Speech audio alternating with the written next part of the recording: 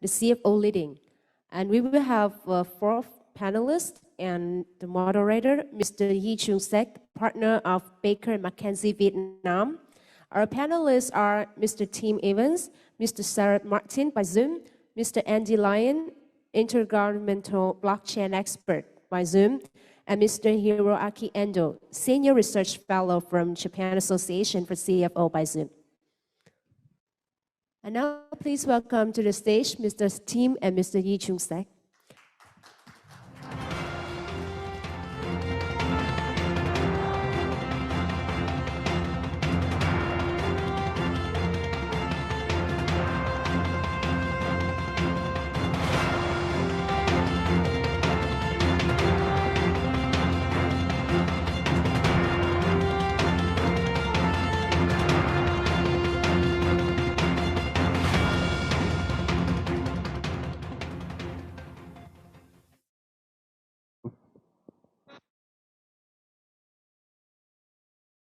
Hello, testing. Okay, great. Good morning, everyone. My name is Chung, a partner with Baker McKenzie, and I'll be the moderator for panel one today. We just had really excellent presentations from Tim and Sharath. Tim touching on, the bright spot that Vietnam is, the resilience, the vision, and from Sharath, a call to arms to CFO, C-suites, and businesses in general as you look beyond 2022 and literally the planet that we live on. But before I start the panel proper, I'm delighted that we're also joined via Zoom. We have Andy as well as Endo-san. So I do believe that Andy, I hope you're on. I think you're going to give us a bit of a 10-minute address, and then after that, Endo-san will speak next. So with this, I hand over to Andy first. I do believe you have 10 minutes. Sure. Thank you so much. I hope everyone can hear me now. Loud and clear. Thank you. Thank you. Greetings from Singapore, and hope everyone is fine. I'm Andy, chairman of BigONE Exchange. We are top 40 globally.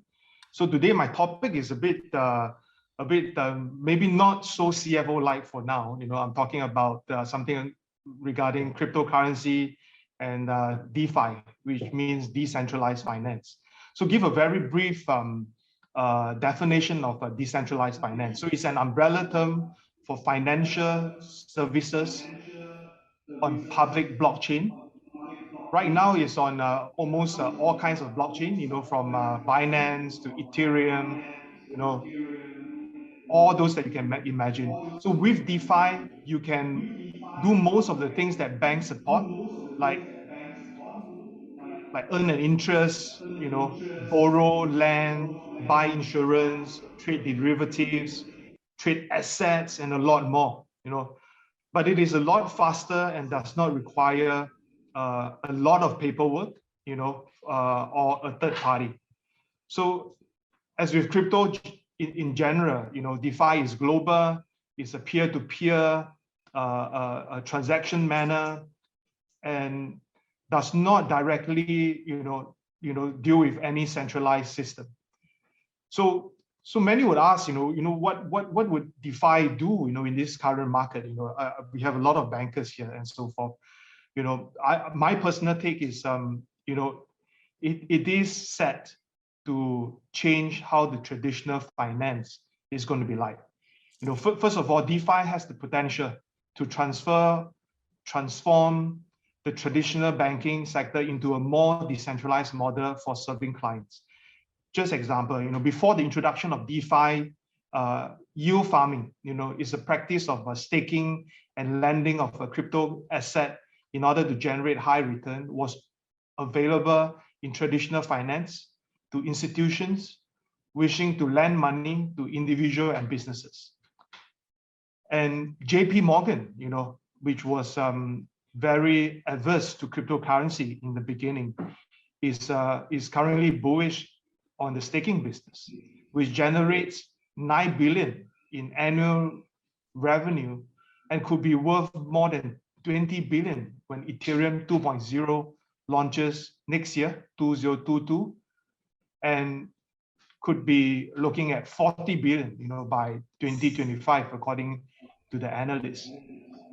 So making financial processes, such as yield farming to retail consumer, and by implication to the world 1.7 billion unbanked through decentralization, it has the potential to deliver the financial opportunities enjoyed by the elite to the majority of people. Of the 1.7 billion unbanked people, around the world today, around 290 million are in Southeast Asia. So with the blockchain technology, we hope to create a trustless alternative to the traditional financial system, and DeFi is set to enable automated smart contracts that can be used in different sectors like insurance and real estate. Giving some statistics again, in 2018, a report by Gartner estimated that by 2030, 80% of the heritage financial firms will go out of business, become commoditized, or exist only formally. Financial services CIOs should push their organizations for a more quicker response to the digital business. And this was written in the response to the impact of fintech to non-traditional players such as Alibaba and Metro Bank before the rise of DeFi. But despite the hype around DeFi, it is likely the future financial system will be on a hybrid mode, connecting DeFi with traditional banks. In this scenario, central banks, clearing houses, regulators, and overseers of the economy would have vital role to play in the digitalized and decentralized finance system. It is also worth noting in this context the rise of CBDC, central bank digital currencies. While the Chinese CBDC, the digital yuan, was born as China's answers to Facebook Libra back then, the recent ban of Bitcoin and advancement of the digital yuan by the People Bank of China shows the rise of DeFi is by no means guaranteed in its decentralized form. So at the end of this spectrum, taking advantage of the opportunity that DeFi brings, it was again, reported that trillions of dollars could flood into the decentralized market. That's provided, the world's 100 biggest bank, like HSBC, for example, even invested or tried to experiment into the DeFi market, according to a blockchain research firm, Block Data. So whatever traditional finance has, there's always a parallel version in DeFi. Credit lending, trading, derivative, asset management, insurance, and so on, as mentioned. We do strongly believe that DeFi and centralized finance would find a way to integrate with each other in this period of time. And I really hope that when we look at DeFi, we could help to look at how DeFi can help the unbanked, and how DeFi could help some of the CFOs, in the space to really understand how cryptocurrency is going to change some of the things that we are going to do right now. Thank you so much. Thank you very much, Andy. Thank you very much, Andy. One thing I'm really enjoying about this panel is that the topics are really diverse. Just on a small logistical point, especially for those of you on Zoom, there is a Q&A function. So if you have questions, please put your questions into the Q&A function, because I will be looking at it. Okay, now let's turn over to Endo-san.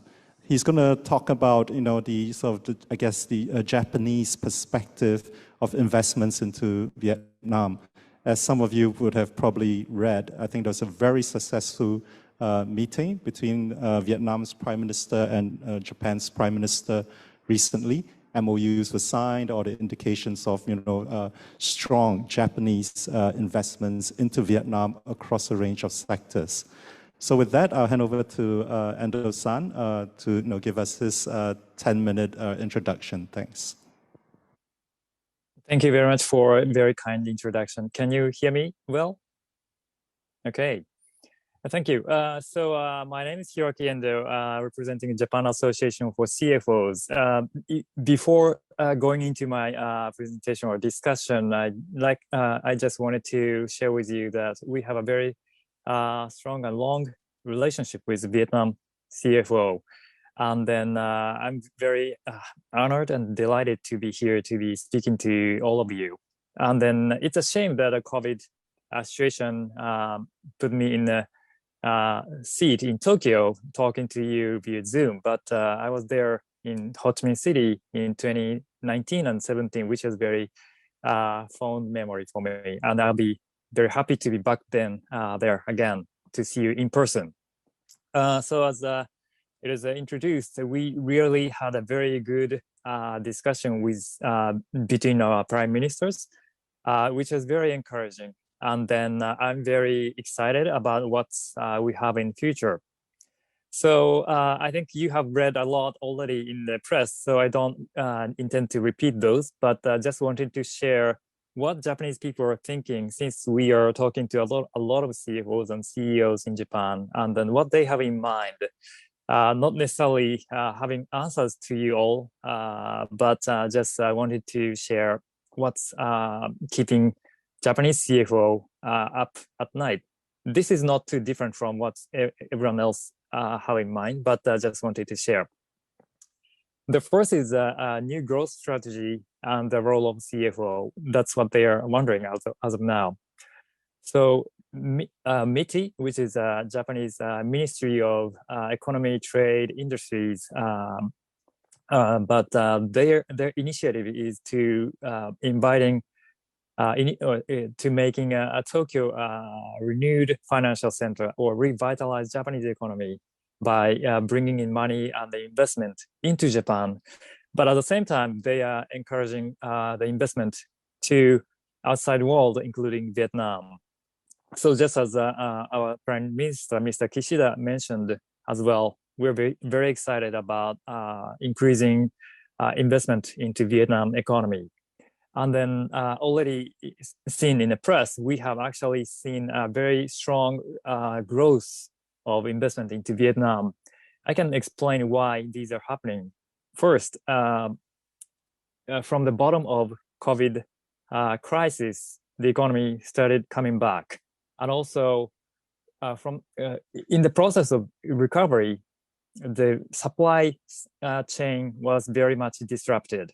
Some area is still being locked down or some areas are open, but things are not moving as it was before. So it is a kind of redefining moment. So we can make investment into the region where things are better on track, or we have to shift from those areas which we were investing, but if things are not going well, we have to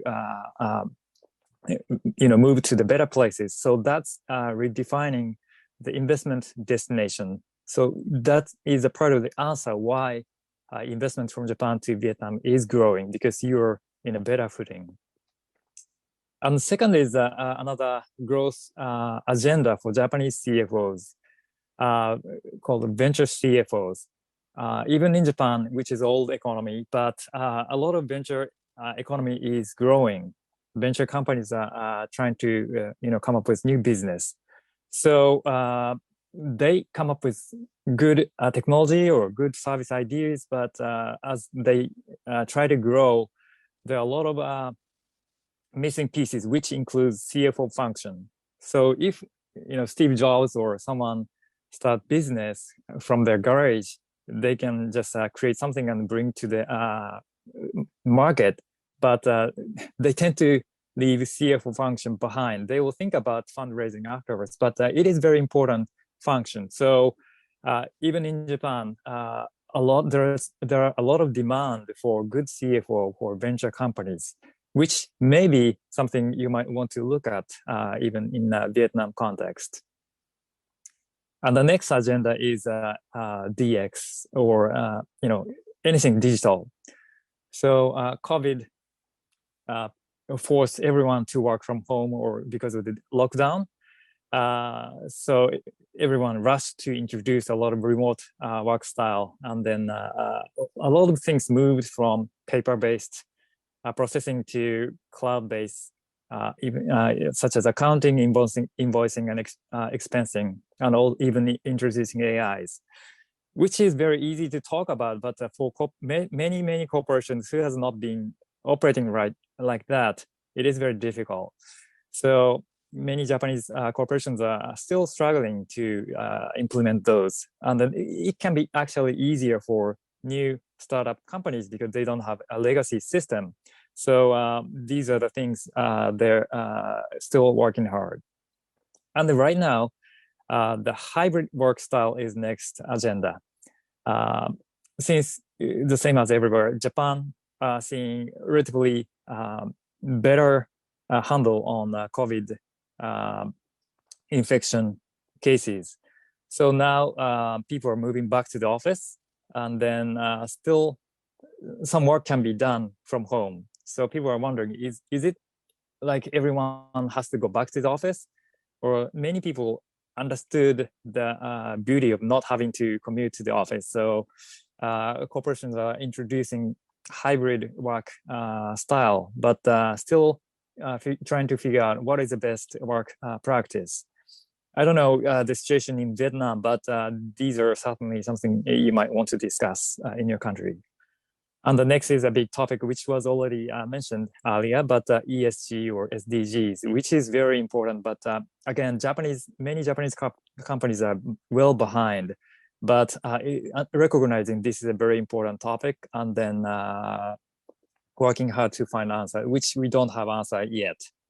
And the next thing is, I've touched upon globalization or supply chain disruption, but this is very interesting, exciting opportunity for someone like Vietnam, because you're actually taking shares from other regions who are not able to accommodate those demands from countries like Japan.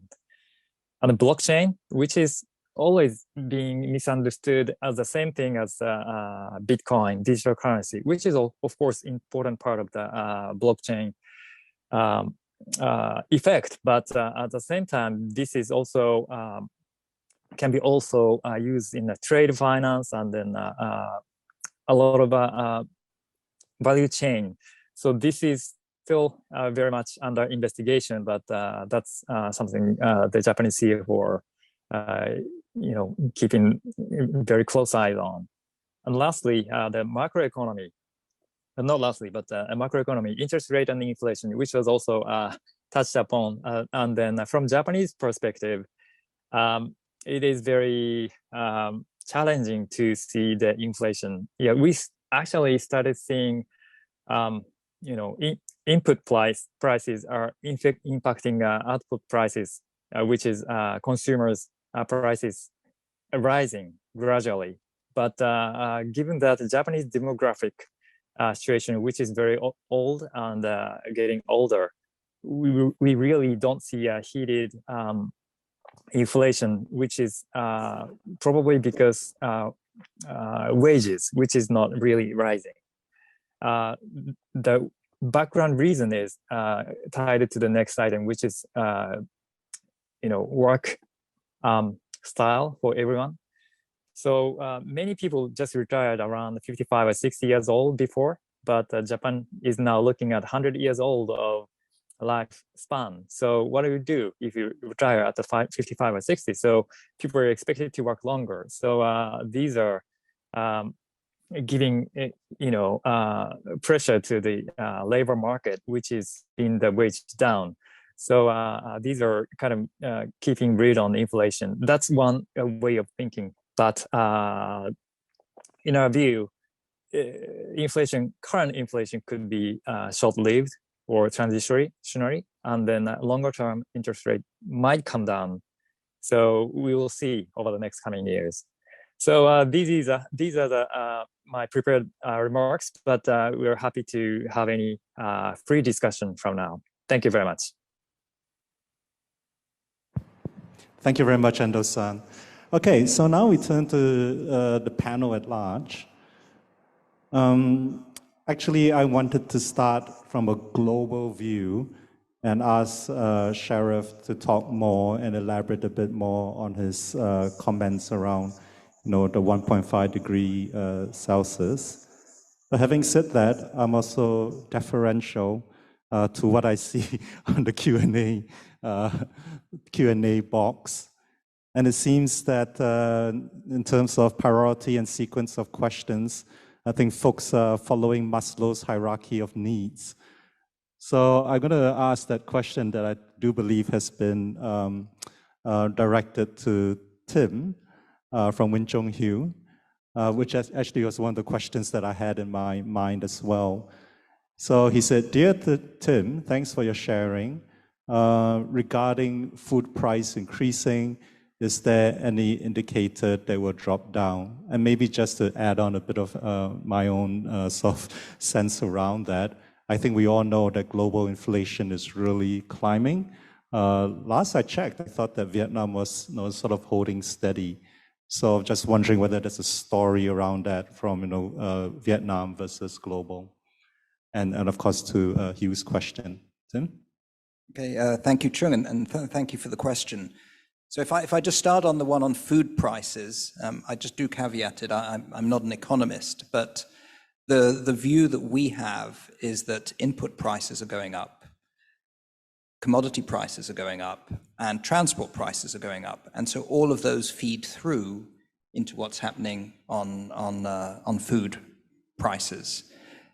The view at the moment is still that this is transitory. A lot of the reasons for this is it's hard to book shipping space, the ports are full because of backlogs of supply chain, the ability to get food or product to the end destination has been protracted or extended, and as a result of this, prices is going up. My personal view, and this is not an HSBC view, is that whilst there are elements of transitory inflation, I think that there are also elements of more permanent inflation. And so if you look at Vietnam, I think you're right, Chung, inflationary impact has been muted this year, but to a great extent, the economy has been impacted by a lack of consumption. We went through 3 or 4 months here in Ho Chi Minh where you literally couldn't buy anything, even groceries. So that has had a knock-on impact. And yes, there is an impact of supply chains not being able to keep up with demand. So, I have friends in the US complaining they can't buy the right size of shoes because Vietnam isn't selling them. But I do think it's slightly broader than that. Our house view for Vietnam is that inflation should be at around 3.5% for the Vietnamese economy next year, which is below the threshold set by the government of 4%.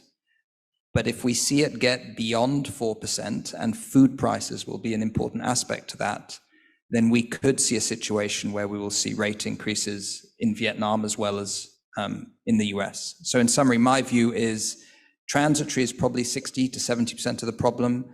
30% of it, in my own humble opinion, is more permanent, and we'll have to see as supply chains normalize, is there a need to start increasing interest rates to address inflationary pressure?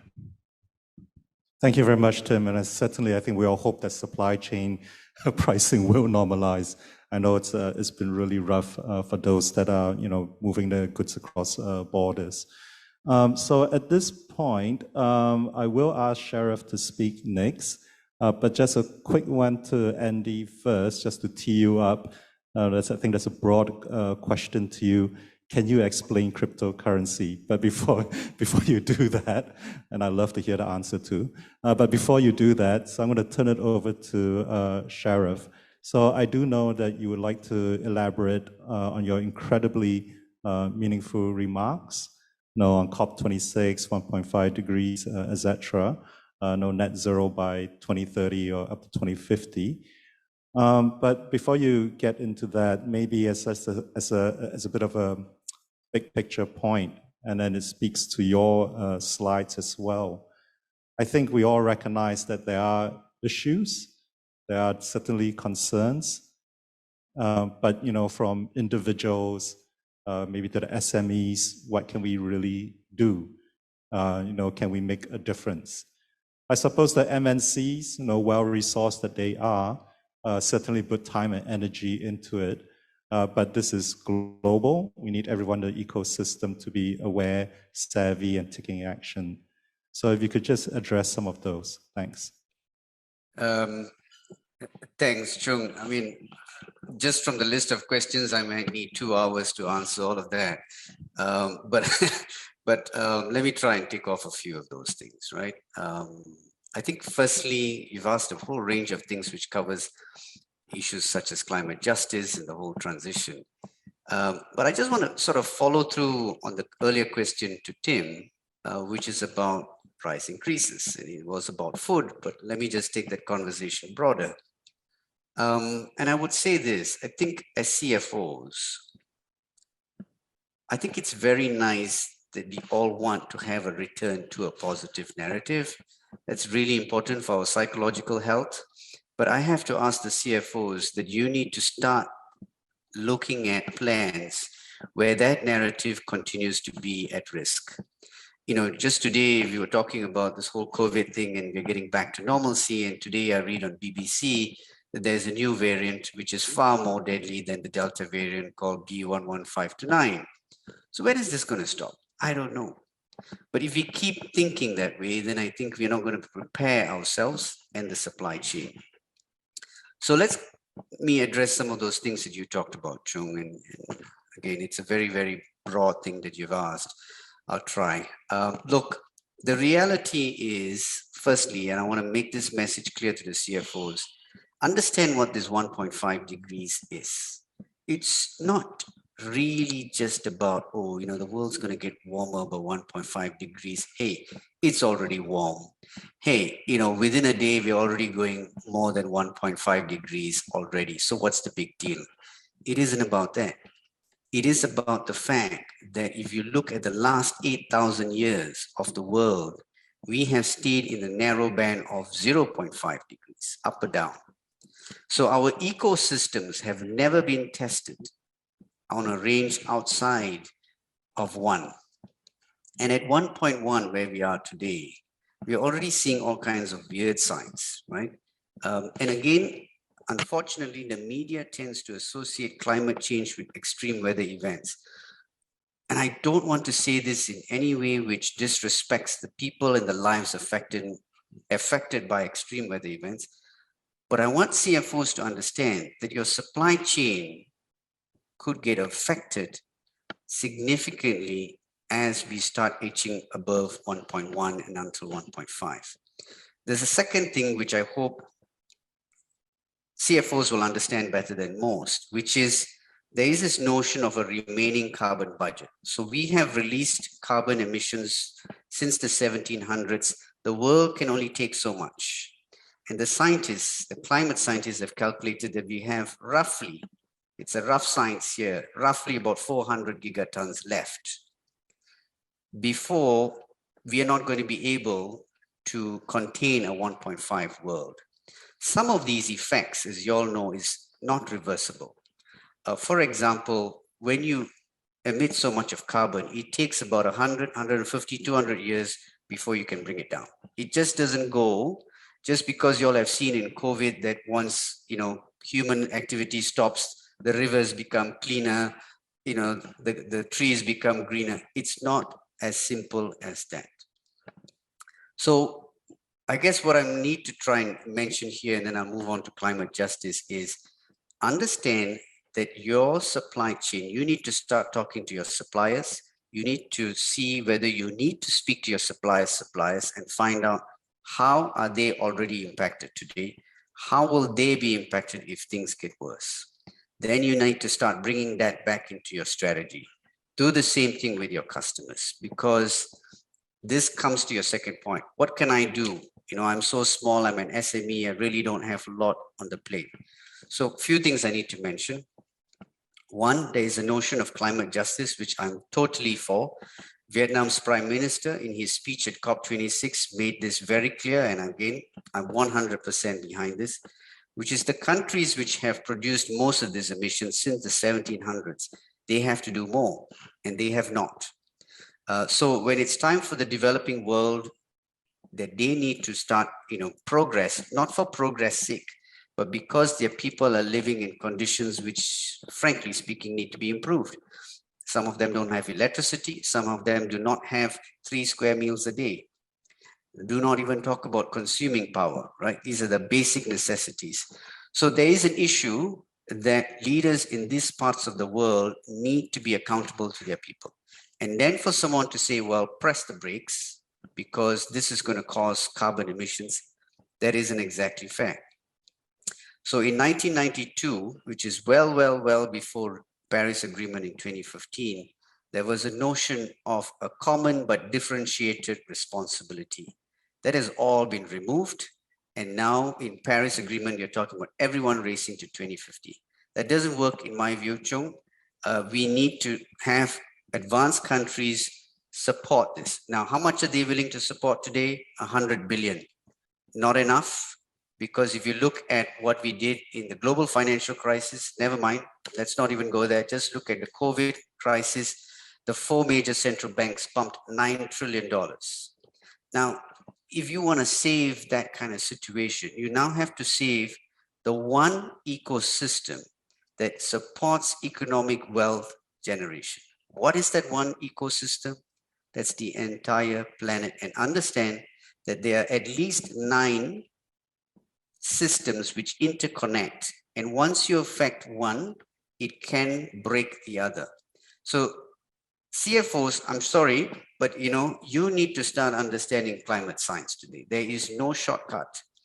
And you need to grapple with it. You need to speak to experts. You need to get better at it. You will not be an expert. You do not need to be an expert. You want to be a technology expert, go and speak to Andy, right? But you just need to know things as a CFO to challenge and to make sure that you're getting credible information. I'll stop there, Chung, because I think I've said quite a bit, and I'll leave it to the rest to chime in.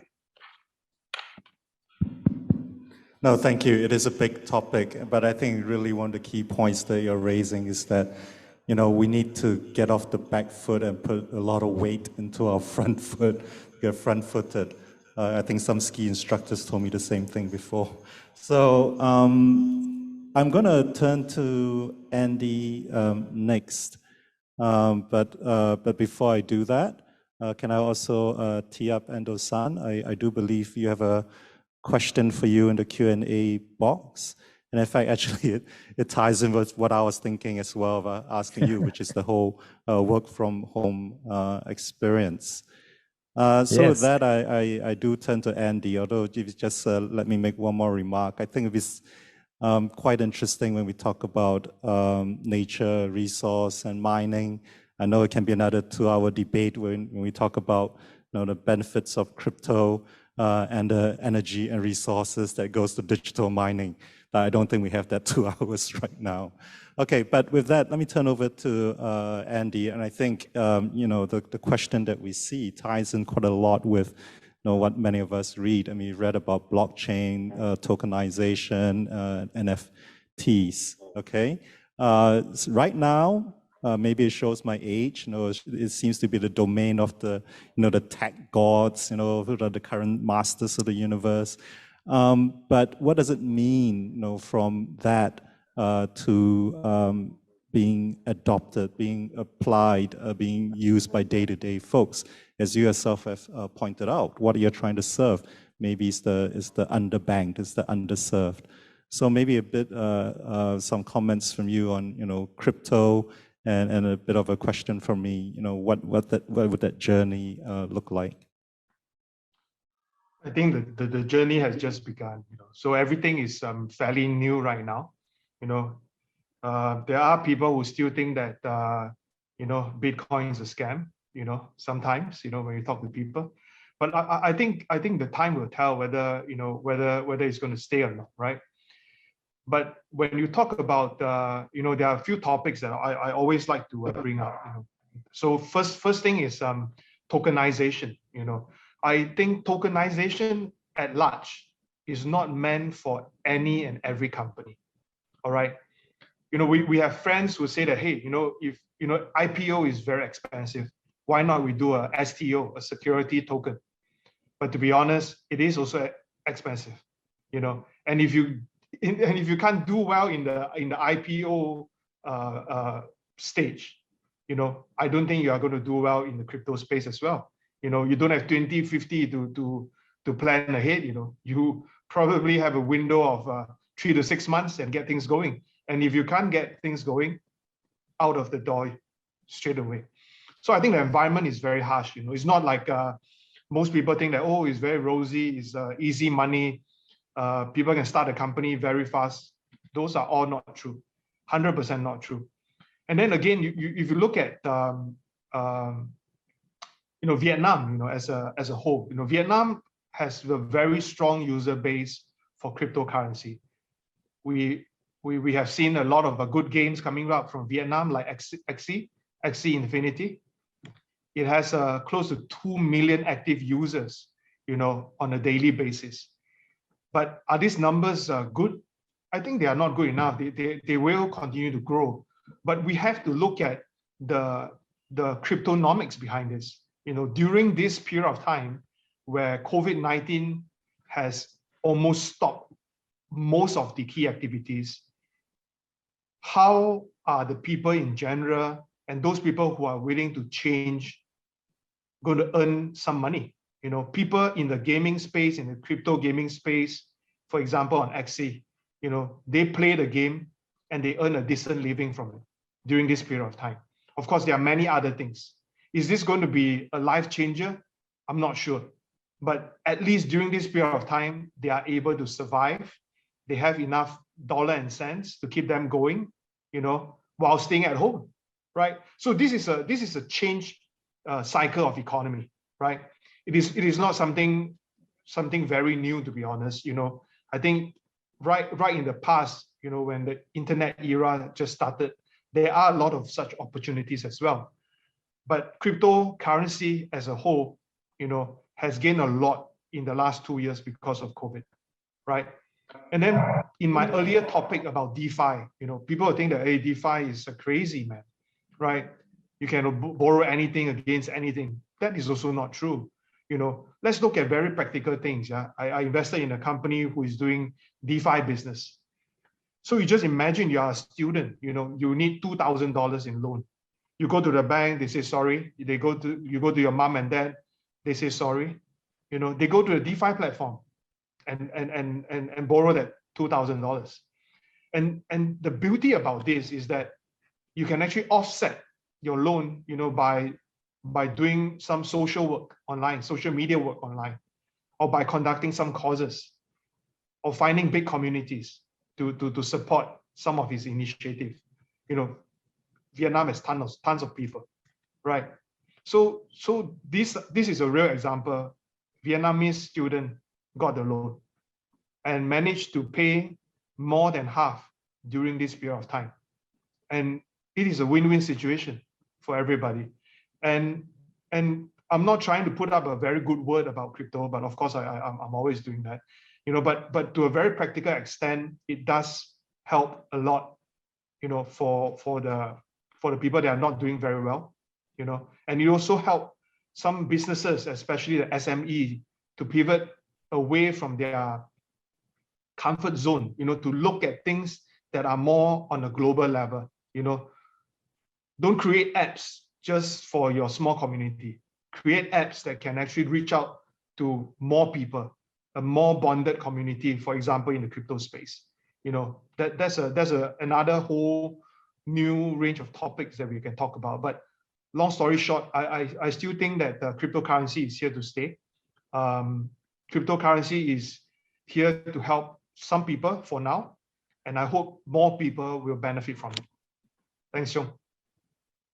Thank you very much. This panel deserves more time, but I'm mindful that we have another great panel coming up. So I'm going to ask, I think, the last questions. Oh, but just as a quick remark to Andy's points. Now, every now and then, Vietnam puts itself up on a digital map. Some may recall Flappy Bird. Remember that game? Yep, got a lot of attention. And now we have, Sky Mavis and XC Infinity. I think one of the fastest growing tech unicorns in Asia. Really quite amazing story there. Okay, so this is going to be sort of the last round questions, but actually I do hope that Endo-san, you can answer that question first in the Q&A box. I think, well, at least key for me is what do you think is the experience going to be like from the work from home? Okay, so if you can talk a bit about that, and then I will also ask you to lead off on the last question, which is final remarks from the panelists as you look towards 2022. What do you see happening? And then perhaps most importantly, what the CFOs, CEOs, industry lead,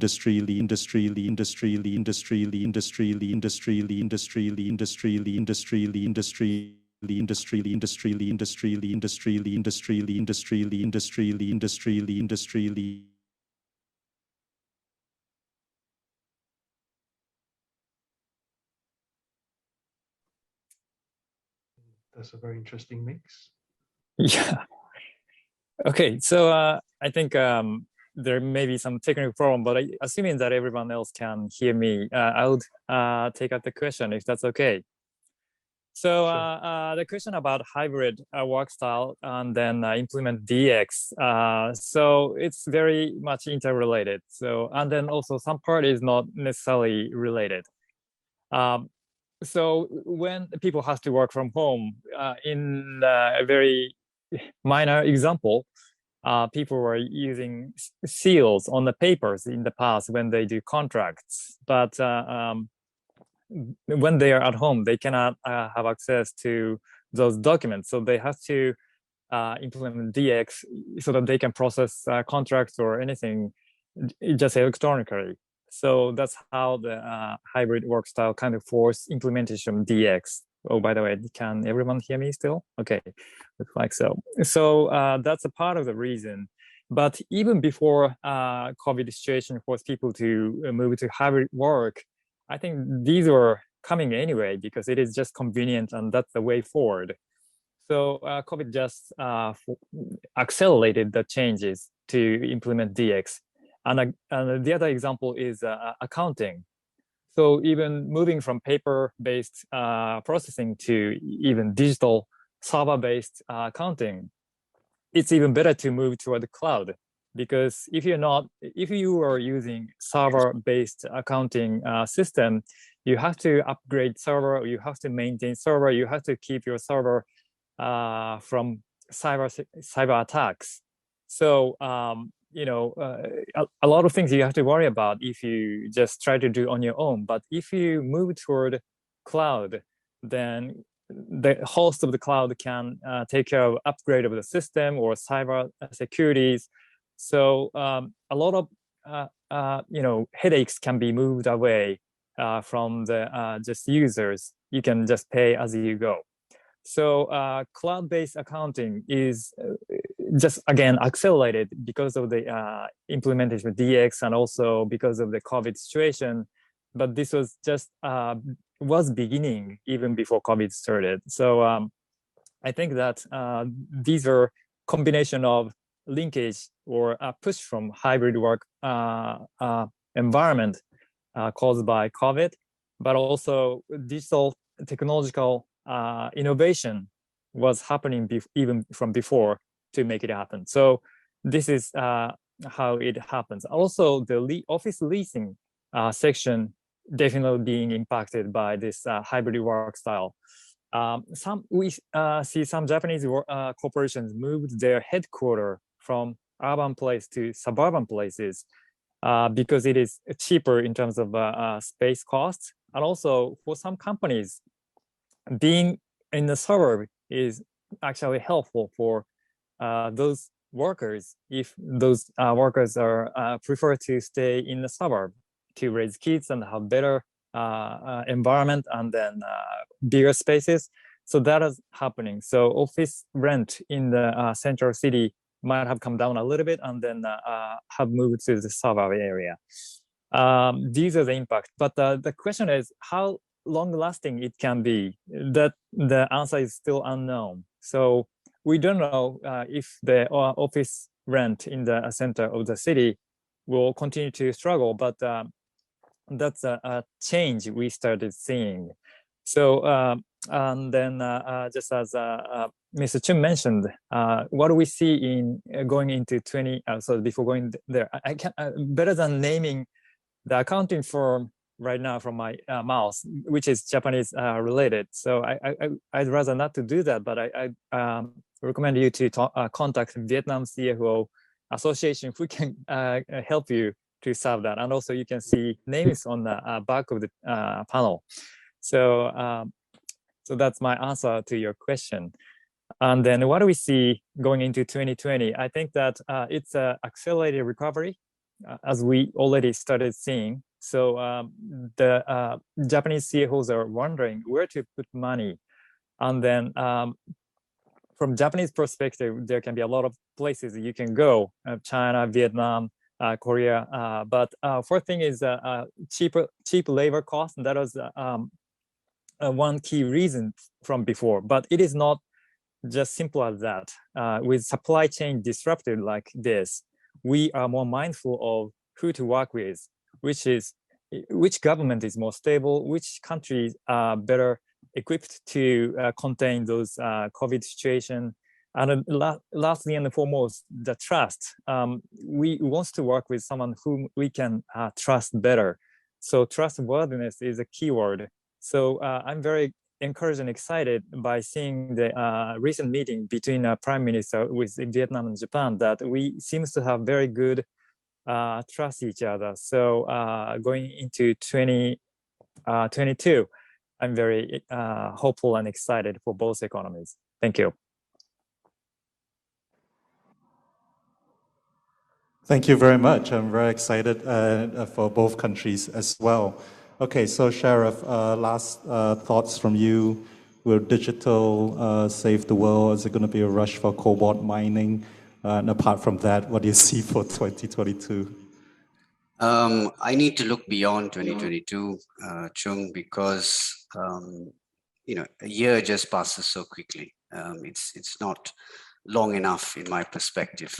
I would tell CFOs in the audience today to say, learn from COVID, because when COVID came, we were completely caught by surprise, but we shouldn't have been, because the World Economic Forum has been flagging it as a top 5 risk for the last 5 years. This is taking away all those other stuff that you may have heard from the Bill Gates and etc. There's a solid research and we ignored it. That said, companies which were stronger on the technology train were better able to adapt and to be more resilient in these particular times. My same argument to the CFOs is, if you start looking into the way climate change will impact your business value chain, your ability to decarbonize today and start getting on that journey, when it gets bad, and I'm afraid I think it will get in that way, when it gets that way, you'll be far more ready to start building resilience within your entire ecosystem, where you source material from, to whom you're going to sell it, how will you sell it, all of those things. At least, to use the same language that we talked about, you're on the front foot, you're not waiting on the back foot. Thank you very much. Andy, over to you. We know the future is definitely digital, but what do you see for the coming year ahead?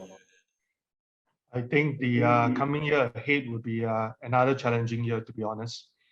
Things will change, you know, whether it's digital or not digital. I think we are all in a real world, right? So I still hope to see that businesses can open up, the economy can grow a lot more naturally, you know. And last but not least, of course, coming back to the crypto agenda, I think 2022, like I've mentioned in my recent articles, you know, I think it will be a good year for adoption. And I'm very sure that Southeast Asia or ASEAN as a whole would definitely stands out, you know, in this whole global economy. Thank you. Thank you very much. And certainly last but not least, Tim, final words from you. Yeah, my view is that once we get past COVID, and I'm very hopeful that we don't have another variant that was referenced in the discussion earlier, the real burning platform is climate change. And if you and I were to do this in 2030 here in Ho Chi Minh, there's a good chance we'd be doing it in a scuba outfit, because Ho Chi Minh is one of the cities most susceptible to climate change. And according to the World Bank, Vietnam is top 5. So climate change doesn't start with the big companies doing big things. It starts with all of us doing many, many, many things. So as individuals, as companies, as investors, as regulators, as governments, we all have to get on board, because every little step makes a difference. We can't wait for one big bang thing to happen. So it's SMEs, MMEs, large corporates, state organizations all getting together, and the banking sector has a role to play in helping finance the innovation that will ensure that we have alternative sources of energy. Thank you very much. Truly a collective effort. So with that, I'd like to thank my panel with a round of applause. Thank you. I've been told not to tap the mic, so I won't. Thank you. Thank you. Thank you. Please stay back, remain on stage. Yeah. Okay, thank you, all of our panelists, and thank you, team, and thank you, Mr. Chung again. And from our organizers, we have some flowers to give you for our sincerely thanks. And please welcome on the stage Mr. Nguyen Hữu Thanh, Vice President of CFO Vietnam, and Mr. Lê Hồng Lĩnh, CEO of CFO Vietnam. They will deliver the flowers.